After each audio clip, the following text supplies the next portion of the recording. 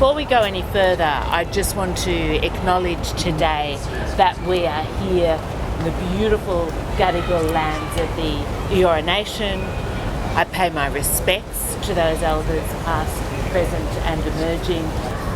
So with that said, we are in the hands of two most fantastic leaders who can take us on this tour of Sydney's contested urbanism.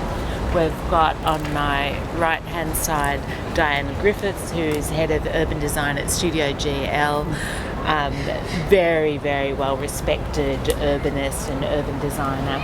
And on my left we've got Professor Kurt Iveson, urban geographer, professor who knows everything there is to know about public spaces and protests. And as we walk through this tour, you're going to understand exactly how privileged we are to be having these two leaders. I guess I just want to echo what Nicole said about how much, I feel like over the last, I don't know how many years, I've learnt to see this town and cities generally super differently through so many great conversations with Di.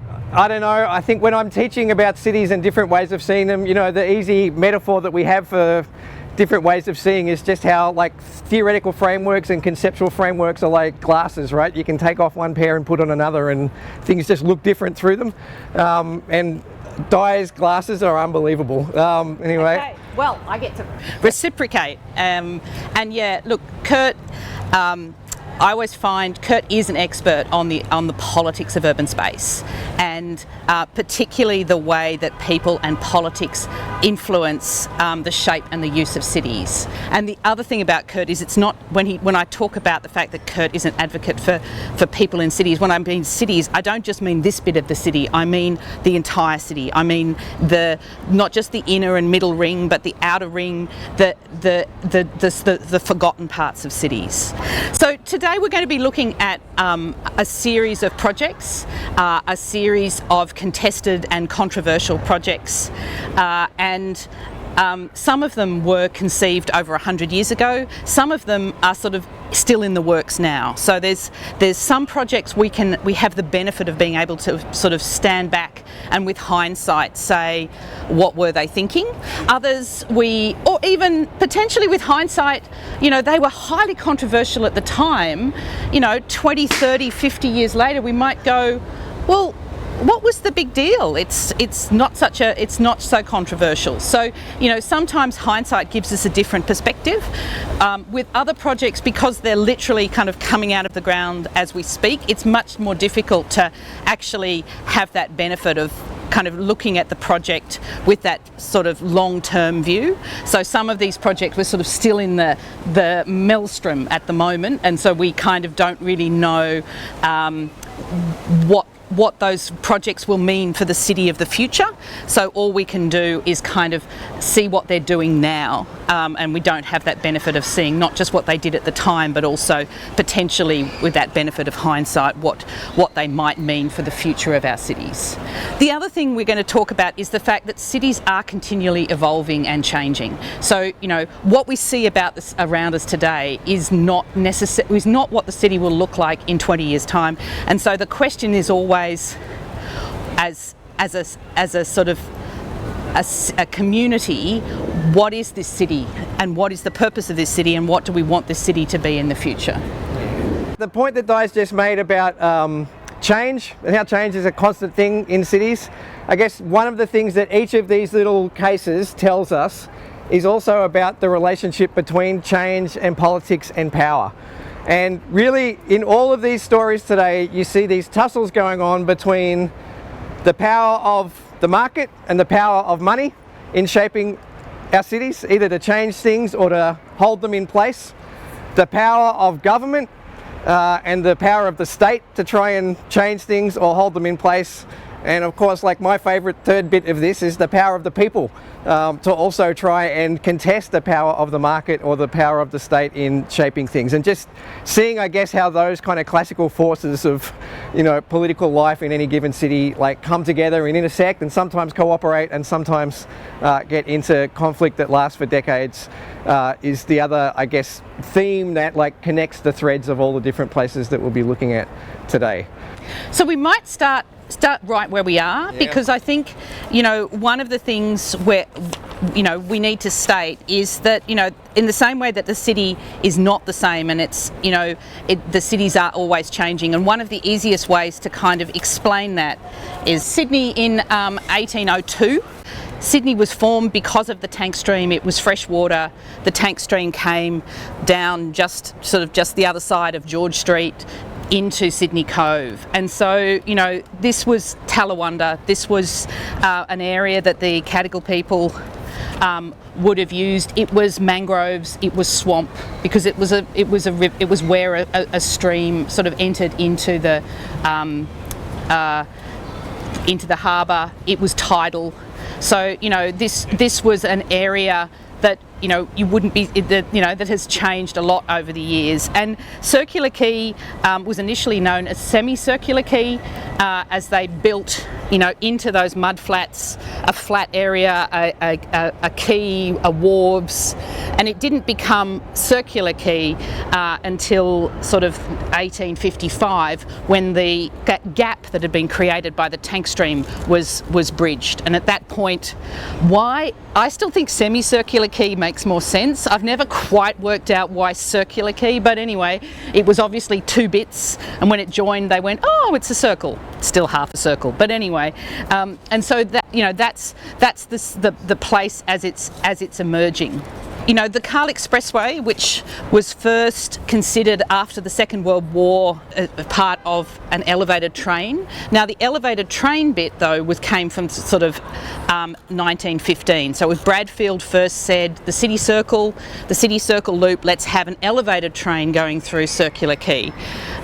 Nothing happened between, you know, 1915 and post-war, and then they were like, oh, we could put the two together, we could have the road on top of the rail, and, you know, let's create this new expressway through the Carl Expressway. Now, what I found fascinating looking at the Carl Expressway was, even at its earliest conception, there was protests.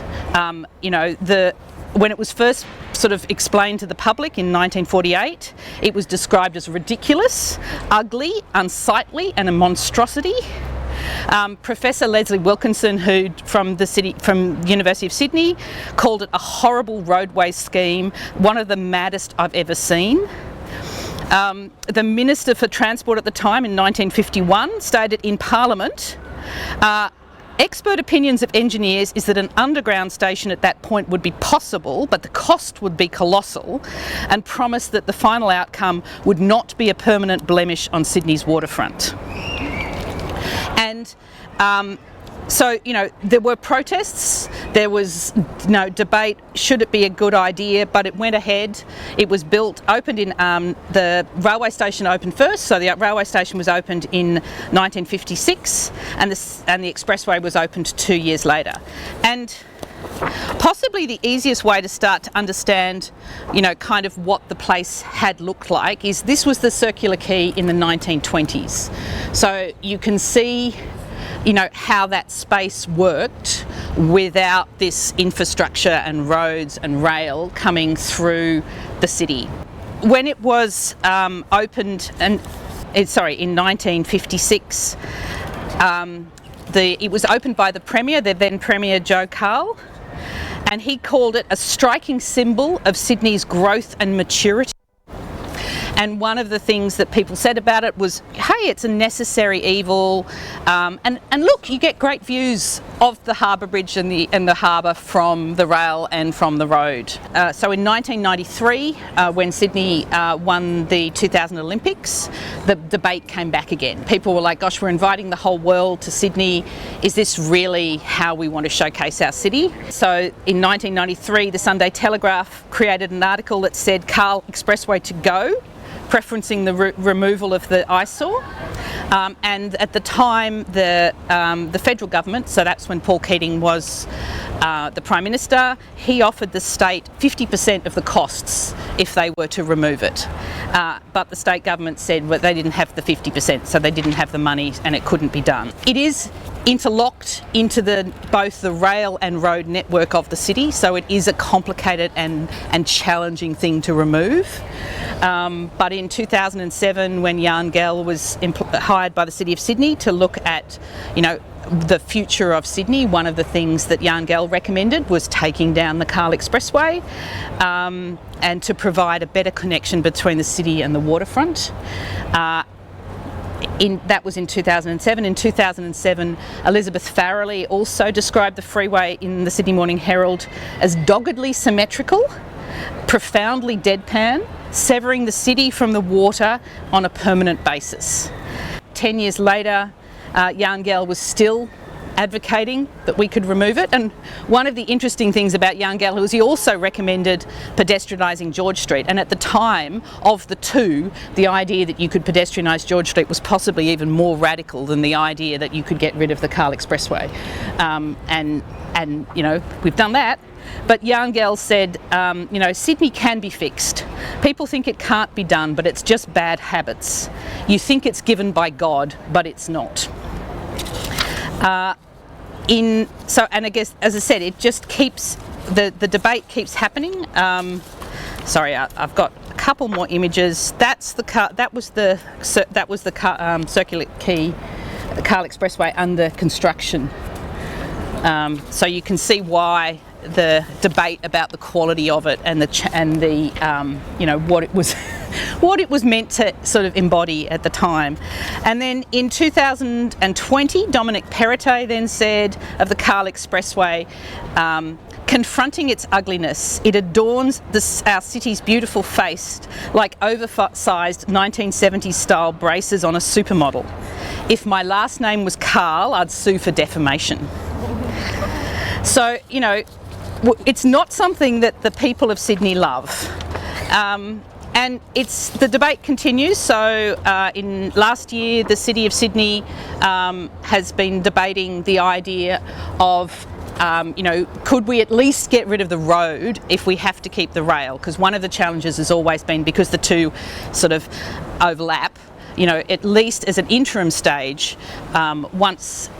is it possible to at least take the road away and leave the rail, and then long term, if we can, underground the central line, can we actually return the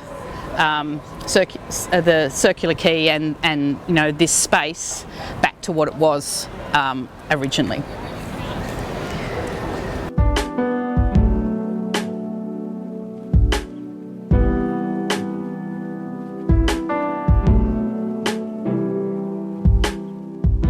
The next one I wanted to talk about was East Circular Quay.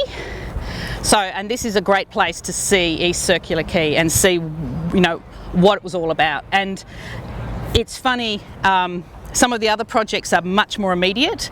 You kind of need to be a certain age to know that that was highly controversial. Like other parts of Sydney, initially East Circular Quay was wool stores. The wool stores weren't really built until about the 1860s, and it was the time when Australia was riding on the sheep's back. Australia had wool, storage of wool, export of wool was incredibly important for the economy of the whole country. We had Sydney and Melbourne were kind of basically leading the world in wool and the way that wool was sort of wool exports. And East Circular Quay was these great big wool stores. But then not long after they'd been built, they realised that they needed even more, and so they kind of then built Darling Harbour and Piermont and Goldsborough Mort and stuff. And so these wool stores were like last year's wool stores. They weren't big enough, they weren't dealing with the quantity of wool that was coming through. So quite quickly they sort of became not as important as the wool stores of Piermont and Darling Harbour. And so but the wool stores then remained until about the 1950s. They were this sort of symbol of the fact that Australia had been a rural economy. It's what it offered to the world was this sort of primary produce, wool and wheat. then I will apologise for the image, this was the best I could find, but then what happened is sort of in the 1950s, the wool stores started to be demolished and be replaced with commercial buildings. So we're looking at offices. So this was the sort of the change from the port being the sort of the gateway to the world of our sort of primary produce to actually being a city where people lived and worked. And the new buildings that were built, Unilever and ICI House, were built to what was then the maximum building height in Sydney, which was 45.7 metres. So that was that was sort of a datum. What then happened not long after those buildings were built, the height limit was changed, and so then we get the structures like the AMP. So you can see the AMP building had a very different height limit. So we'd had tram sheds on Bennelong Point, which is where the Opera House is.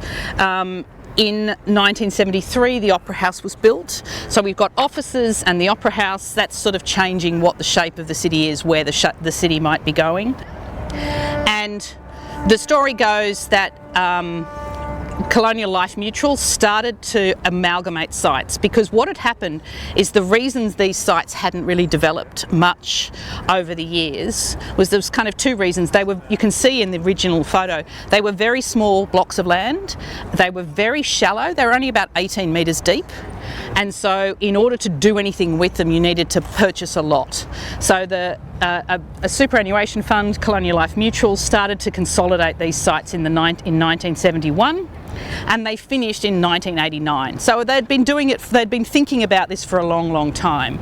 And so in 1989, they'd consolidated their sites. They were like, right, what are we going to do? So the early 1990s, there was this, right, we're going to redesign the whole of this place. And the images started to hit the press. So this was one of the first schemes for that site that came up. And it was designed by Dino Berati, an architect, and it was described in the Sydney Morning Herald as a wingless 747 about to hit the Opera House. And it created a lot of debate and discussion. People were like, what's this going to do to the Opera House? What's this going to do to our city? Is this what we want to see? And there was a recognition, although this was private land and it was a private development, there was recognition that the developer, for want of a better word, was a superannuation company, and so that was people's pensions. And so there was a concern that, you couldn't actually say, no, you can't build anything, because what was that going to do to, mums and dads around the country? There was also a recognition that the original proposals were being proposed in line with the approved floor space for the sites. So there was an approved floor FSR for the sites, and the developments were in accordance with that. But they were quite a bit taller than what we can see here. And the sort of the relationship to the botanical gardens and the relationship to the Opera House, there was a lot of discussion and concern about how they all work together. Both behind the scenes, there was a lot of discussion in the press, and in the end what happened was there was intervention by the Prime Minister, so Paul Keating. There was also intervention by the City of Sydney, and what ended up being negotiated was that the buildings would be allowed to build over the roadway. There was a roadway between the harbour and the buildings, and at the time, those buildings basically just faced Macquarie Street, and this side of the buildings was their loading and servicing, and so it was a pretty ugly interface. Basically, you you get off at Circular Quay and walk to the Opera House for your opera or your theatre or whatever, and it was quite a narrow footpath. There was a road next to you, often with buses waiting because buses used to wait there and then kind of be part of the system. So you'd have buses, you'd have trucks coming and loading. There was no retail, there was no interface. And so there was a kind of maybe we could close that bit of road, put it into the buildings. We could then have cafes and bars and the two-storey colonnade, which would help to kind of create a much better environment from the Circular Quay to the Opera House.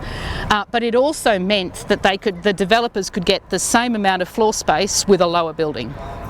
And so that was what was negotiated, that was what was discussed, and that was what ended up being built. The interesting thing is that once the approval came and the buildings started to be knocked down, the debate started again, because people then went, oh my goodness, if those buildings aren't there, you can see the botanical gardens, and that you could have a completely different relationship between the Opera House and the city because of the botanical gardens. But the approvals had gone through, the development was underway. When the end building went up, there was this discussion that it looked like the toaster. It looked like a pop-up toaster, and so there was a lot of discussion. When the design was done, the gaps between the buildings were increased so that views from here through to the botanical gardens were widened.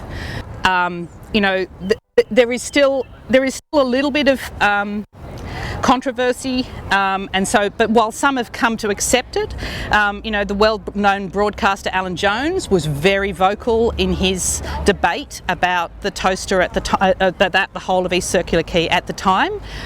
Subsequently, he bought one of the apartments. He lived there, exactly. And Robert Freestone, in his book Unrealised Sydney, commented, the redevelopment of East Circular Quay in the 1980s and 90s was largely driven by a search for a design that respected the very presence of the Opera House. Out of that emerged an appreciation of the many considerations required to fully inform urban design decisions. So, it was a highly controversial development, but which actually has given real benefits, like that foreshore promenade, which was absolutely dire before this development occurred.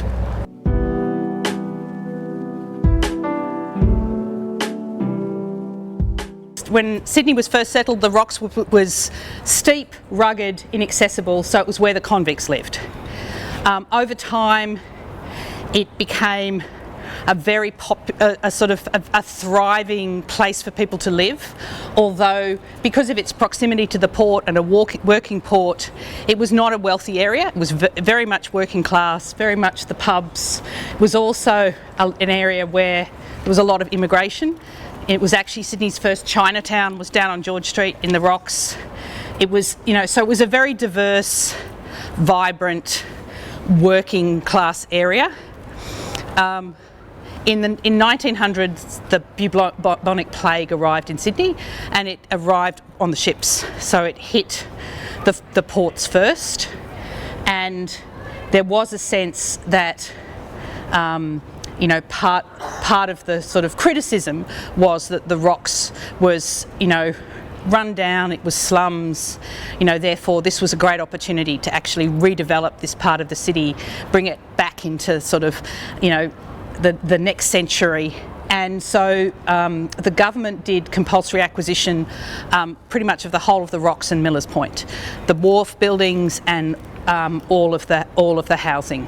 And so that sort of went into private ownership. There was then a series of government agencies that managed the land. So initially it was the Sydney Harbour Trust, it then became the Maritime Services Board, it then became the Sydney Cove Redevelopment Authority in the 1970s, and at that point the government started thinking, hey, what could we do with all of this amazing land that we own?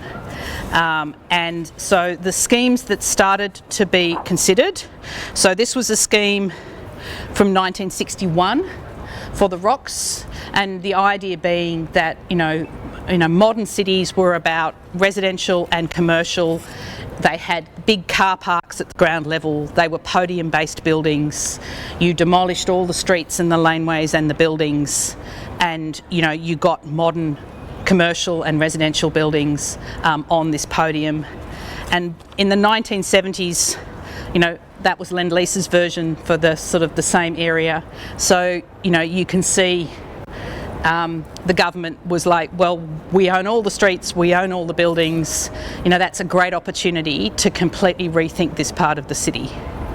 And at that point, I will hand over to Kurt to talk about what the community thought about that at the time. Yeah, and so there were residents here, and as Di said, because all of this had been consolidated into public ownership, they were public housing tenants.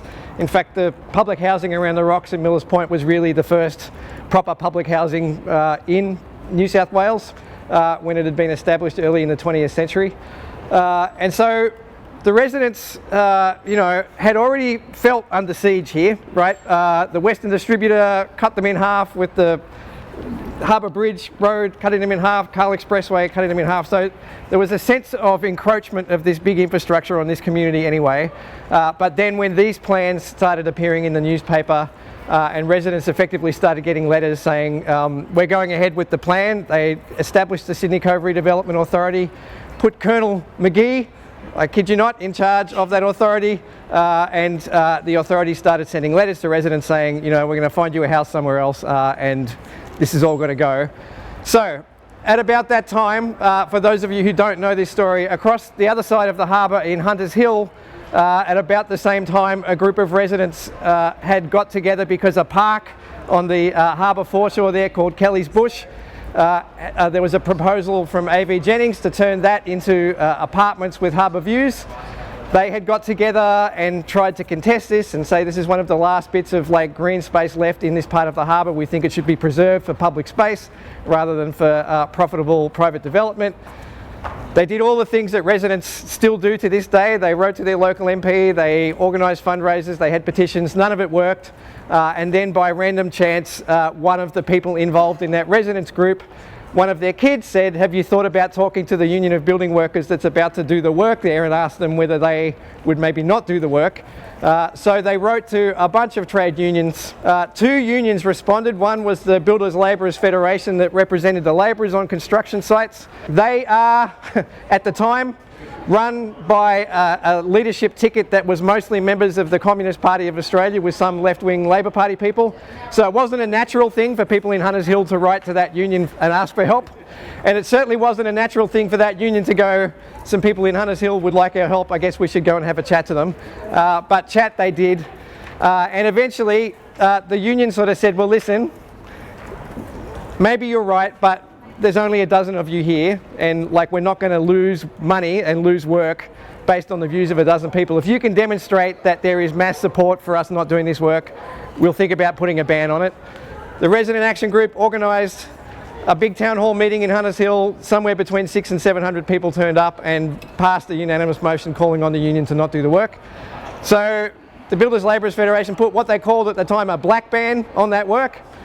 And then A.V. Jennings said, no problem, we'll just find some non-union building workers to do the work instead, at which point the union then said, well, every single other one of your construction sites across the city will stop. The developer backed off, residents won, and then here in the rocks, Nita McRae, who ran the Resident Action Group, her family had lived in this area for generations, wrote to Jack Mundy and said, if you've done that for the nice people of Hunters Hill, what's your policy on knocking down the homes of other trade unionists? Because that's what you're about to be doing here in the rocks.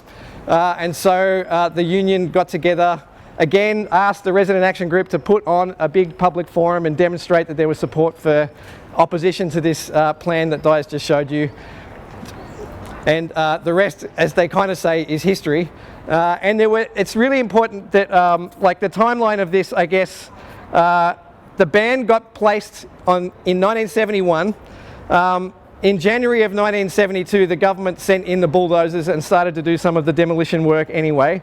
A bunch of unionists and residents then occupied the sites and got involved in some industrial sabotage of some of the equipment that was being used to do the work and stopped the demolition process. The bans held in place all through 1972, and this is where things get really interesting for me, was that it wasn't just a rejection of the plan. At that point, the Resident Action Group, the union, got together with a bunch of architects, planners and academics and came up with what they called a people's plan for the rocks. Said, we get that it's not perfect here, we get that there's opportunities for some development, but let's do one that actually involves some consultation with the people who live here, that protects the low-income housing, and that also maybe protects some of this heritage that Colonel McGee thinks is ugly stuff that needs to be demolished to make way for progress. And so the Sydney Cove Redevelopment Authority starts getting very frustrated. The government spent a lot of money assembling land, getting people in, blah, blah, blah. sometime early in 1973 starts making a few concessions to the Resident Action Group and the union, hoping that they can get the ban lifted. The people say, well, that's nice that there's some concessions, but you're still not giving us what we want, so we won't lift the ban. And so in October of 1973, there was a massive confrontation here, where again the government tried to bring back the bulldozers. And not only did the site on Playfair Street where this happened get occupied once again, and there were dozens and dozens of arrests of people trying to barricade the site, but 4,000 builders labourers across the city walked off the job. And the entire construction sector in the CBD effectively ground to a halt over the rocks until the bulldozers were taken away once more. And then finally, this held the line and gave everybody breathing space to go back to the negotiating table. And by 1975, the Sydney Cove Redevelopment Authority had basically come up with a plan that preserved much of the heritage, that offered a place to everybody who currently lived in the rocks, either in their existing home or relocated to a building that we're about to go and visit in a minute, that was purpose built for the purposes of keeping public housing in this part of the city, and the conflict was kind of resolved. It's difficult to imagine what this city would be like without this. This is generally looked back on now very fondly as, oh, aren't the BLs awesome? Like, we've literally got Jack Mundy, who was the leader of the union, etched in stone here, a place around the corner named after him. The idea that, like, literally they were called proletarian planners, the idea that builders labourers would actually be coming up with their own plan for what happened here was super controversial. There was no heritage legislation in place to prevent any of it. And also, obviously the newspapers were writing huge editorials at the time saying, it's nice for you to have your views, but how dare you subvert the democratic process? We have elected representatives, and who the hell do you think you are to tell us what should be done in the city? So all these, I guess, little lines of flight and conflicts that emerged in that time still have all this incredible resonance today in many different ways. But the power of that union to withdraw that labour was absolutely fundamental at the time to making a difference in this place and to preserving the stuff that we're about to walk through.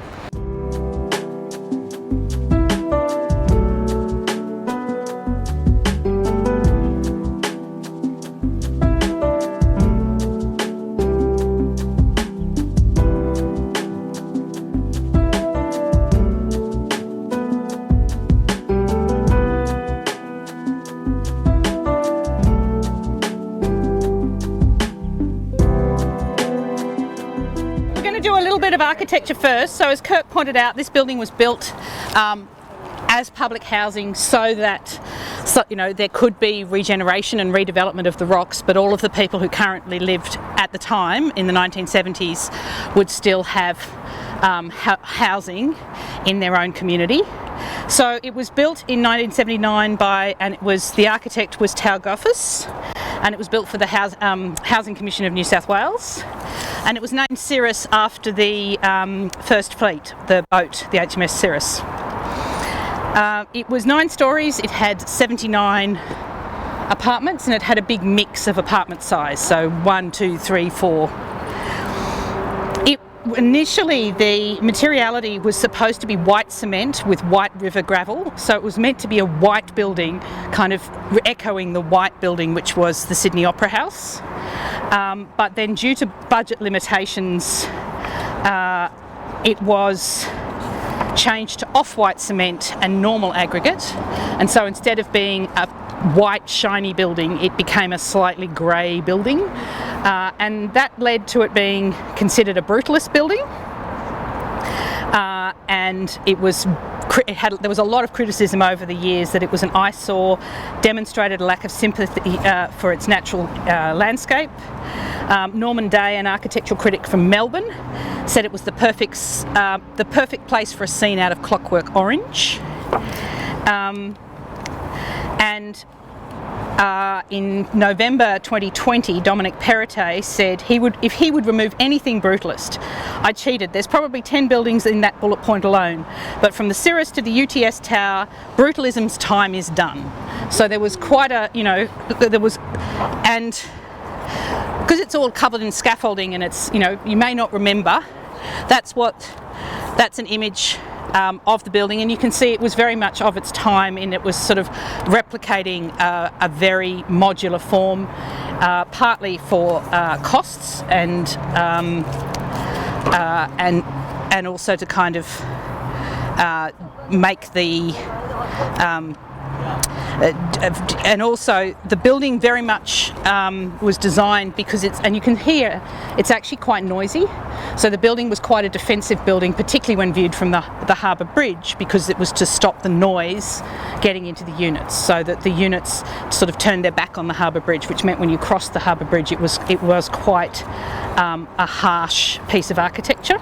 In 2015, the state government identified a whole lot of sites in the Rocks and Millers Point to be sold off, so public housing to be sold off to fund additional public housing sort of outside of the city. The construction of this building, the planning and the construction of it was absolutely the fundamental thing to the lifting of the green ban on the rocks and to the accommodation that came to preserve some of the heritage, but also really fundamentally to preserve the rocks as a space where there would still be low income and working class families able to live in this part of the inner city. So that period around 2014-15, we've got a coalition government in New South Wales. We've got a growing housing crisis that's been brewing for a couple of decades in the city. And the way that the New South Wales government started to look at the existence of places like the Sirius Building, Millers Point that we'll be seeing later, Glebe, Redfern, Waterloo, all these inner city areas, is that they started to say that this is costing us money. And the logic of this, as far as they were concerned, is that the public housing tenants who lived in these places were paying rent that was pegged to their very low incomes. And the accountants in the state government said, well, market rent is here, the rent that the tenants are paying is here, and therefore the gap is the cost to the government, which of course is a cost on paper. That's an accounting trick, right? It's not actual cost, it's opportunity cost, as the economists would put it, but actually the government is getting income from the rent. But nevertheless, the logic was, as Di said, at least the public rhetoric was, oh, if we sell this off, look at all the public housing we'll be able to build somewhere else where land is cheaper and where the rent gap between what tenants are paying and what the market rent would be less. And so the initial proposal for this building was that the government said, we're going to sell the site and actually with a development permission effectively for it the building to be knocked down and for somebody to build something new here. Now at that point, the Save Our Sirius campaign kind of kicked off. Some of the architects, the planning associations got behind the residents to try and not just preserve the heritage architecture, but to preserve public housing in this part of the city. And the architect himself sort of said, this building keeps being seen as a symbol of like brutalism, and actually it's a symbol of inclusion. That's what it's a symbol of. And it's not just about preserving this building that I designed, it's actually about preserving the community that this battle is all about. But in any case, the legislation that we ended up with in the late 1970s after the green bans to try and prevent that kind of conflict from happening again, recognised the value of heritage and the need to preserve heritage. It didn't actually recognise equality or the need to preserve low-income housing for anybody in particular. So what the residents had available to them was the heritage controls. So they went to the Land and Environment Court and said that Mark Speakman, currently the New South Wales opposition leader, who was the Environment Minister at the time, has erred by not actually saying that even if they sell this site they have to preserve the building, because the Heritage Council had recommended that it be listed, and Speakman had literally said, I'm not listing it because it would mean that the government would get $70 million less for the sale of the building than if we can sell it with a approval to demolish it. And the Land and Environment Court agreed with the activists and said, dude, you can't do that, right? You can't just say it's inconvenient to the government for this to be heritage because it's going to cost us money and therefore I ignore your recommendation. So that decision was overturned. By this point, Gabrielle Upton had replaced him as minister.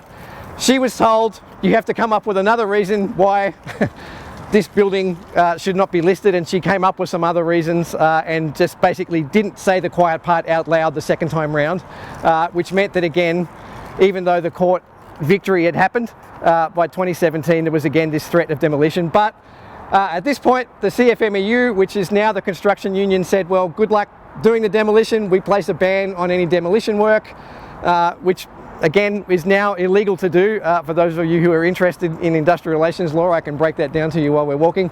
But long story short, by 2019, the government announced that they were selling the site, but not with a permission to demolish. They got $150 million for selling it to a consortium of folks who are now retaining, restoring and reimagining the building as a boutique apartment buildings for the very wealthy. And what we know from this kind of redevelopment in London and many other global cities is that most likely the apartments here will be purchased by people who will occupy them for 2 to 3 weeks of the year. And the rest of the time they'll remain vacant while those people are travelling around to their other apartments in other global cities, enjoying whatever particular festival it is that they're travelling around the world to experience. So Richard Crooks, the developer who's actually doing the construction work, nearly went into voluntary administration kind of recently and has said very explicitly that they're making a considerable loss on the construction work here that they've been contracted to do by the developer. But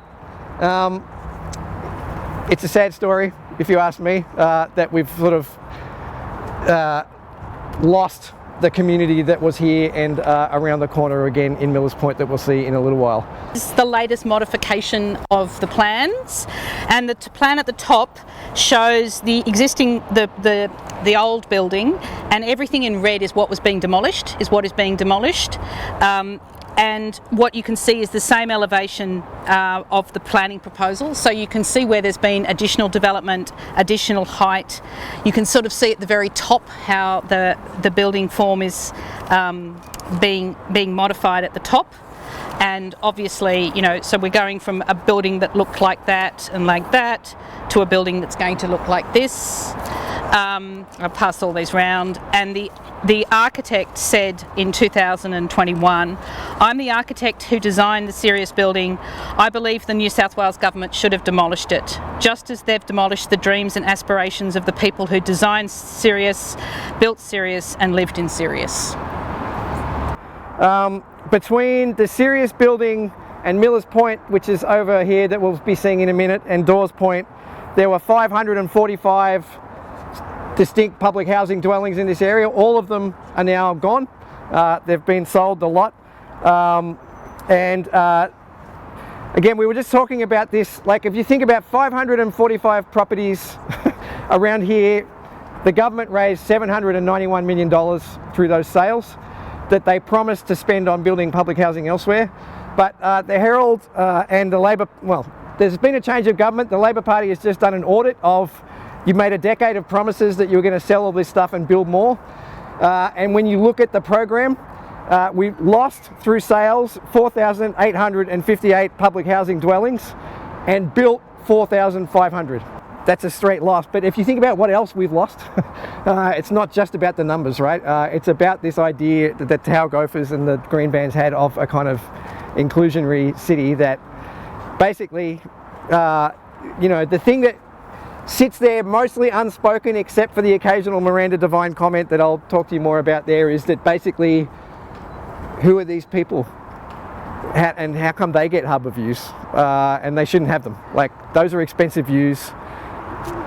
They're housos. Move them on. And so, yeah, it's all gone, sadly.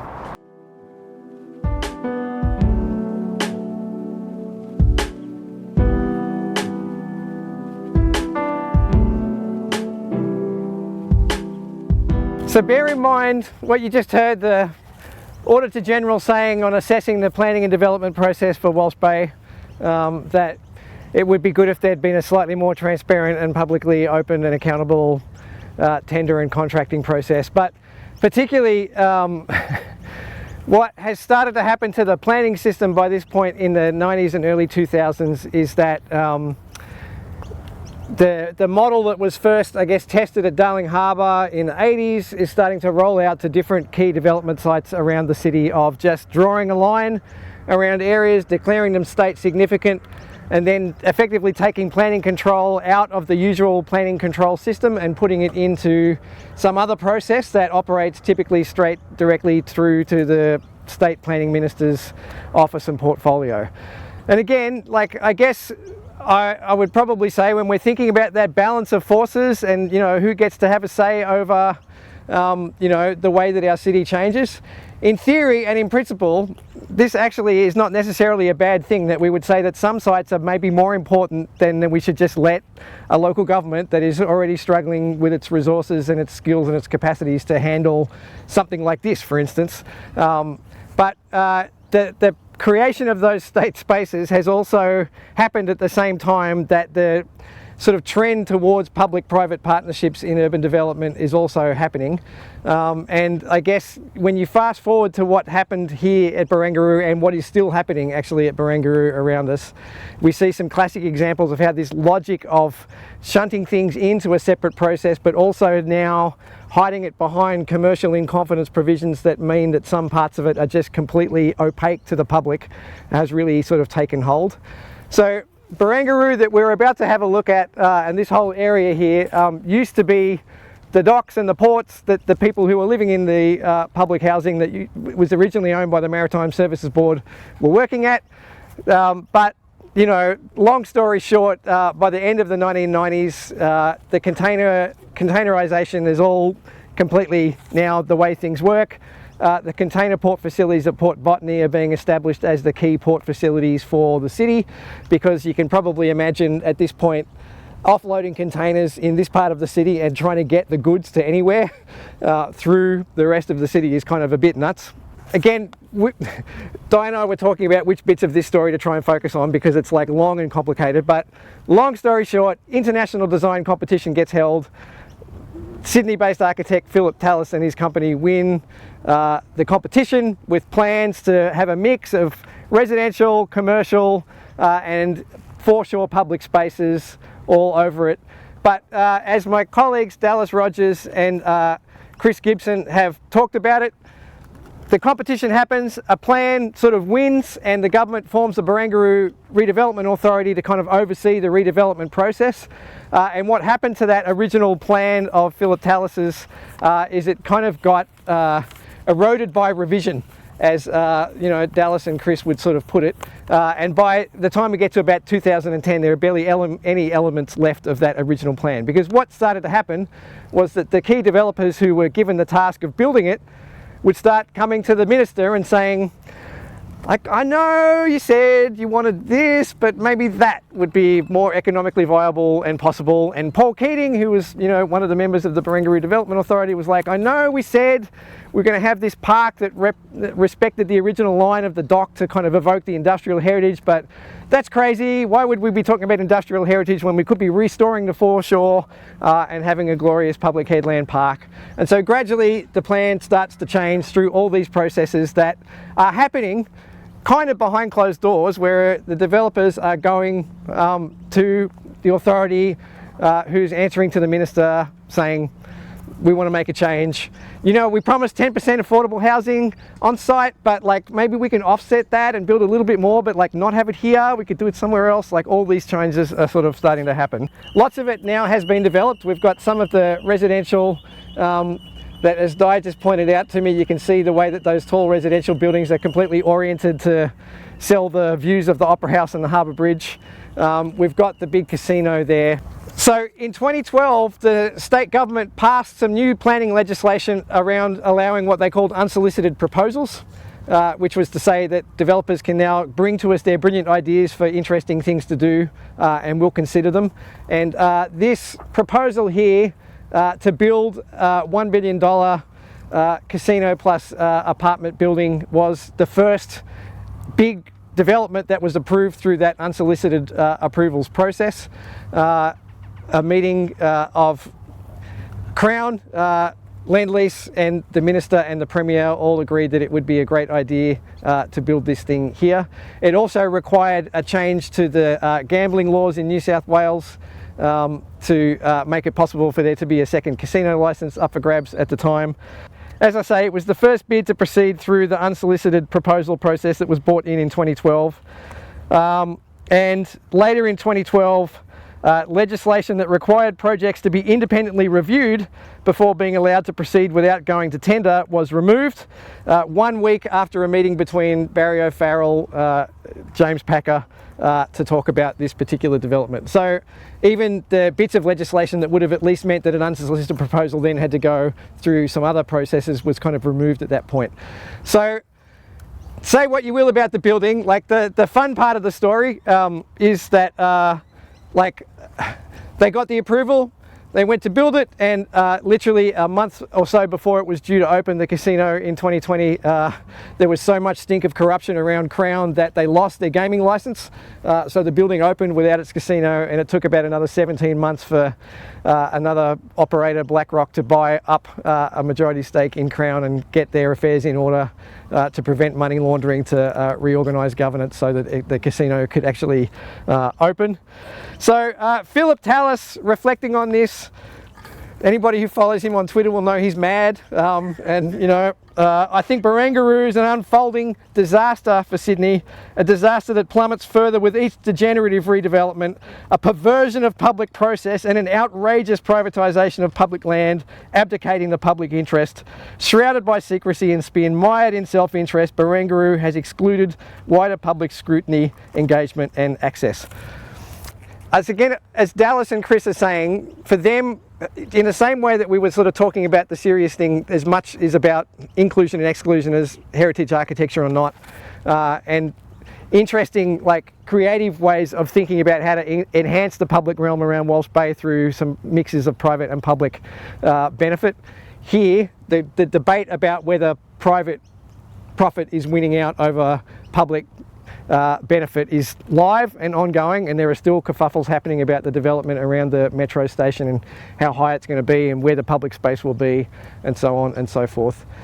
As I say, for Dallas and Chris, this whole story is actually about the way that our planning process has now, Barangaroo's not only developed Barangaroo, it's actually established a new way of doing planning for big stuff in this town that maybe we should all be worried about if we care about democratic accountability and public oversight of the way that these big things get redeveloped.